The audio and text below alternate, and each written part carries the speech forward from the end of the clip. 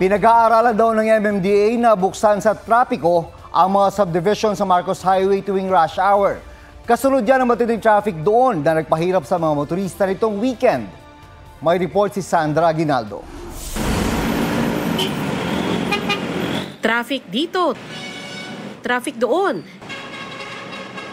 Kahit saan ka tumingin, talagang nakakainit ng ulo ang bumper-to-bumper na mga sasakyan. Pero baka patikim pa lang yan. Sa datos na nakalap ng GMA Integrated News Research sa MMDA, karaniwang tumataas ng 10 hanggang 20% ang volume ng mga sasakyan tuwing holiday. Ang average daily traffic volume sa EDSA na 427,000 na daragdagan ng nasa 42,700 hanggang 85,400.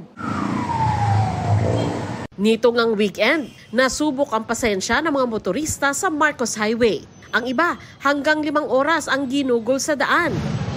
Ugat daw niyan ang 4 na road crash at 2 nasirang truck sa rush hour nung Sabado.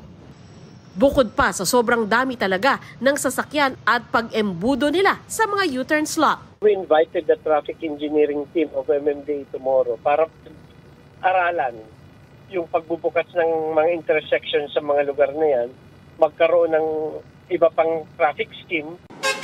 Kakausapin din daw ang mga subdivision para sa posibleng pagbubukas ng mga village gate tuwing rush hour. During peak hours, if the private subdivisions can accommodate, especially kung magkakatabi at magkakadugtungan lang naman yung mga area. Nagpapatraffic din ang mga sasakyang nagbababat sakay ng pasahero sa mga ipinagbabawal na lugar. Maninita raw ang MMDA ng mga e-trike at habal-habal sa highway at mga truck na hindi sumusunod sa truck ban. Dapat coordinated ang lahat ng traffic management plans ng LGUs. Hindi ho dapat kanya-kanya. Kumbaga kung may truck ban ang isa, dapat pare-pares na oras. Kung parang labas ng mga trucks, uniform lang. Ngayong araw, bahagyang maluwag ang trapiko dahil holiday. Pero may build-up pa rin malapit sa mga mall.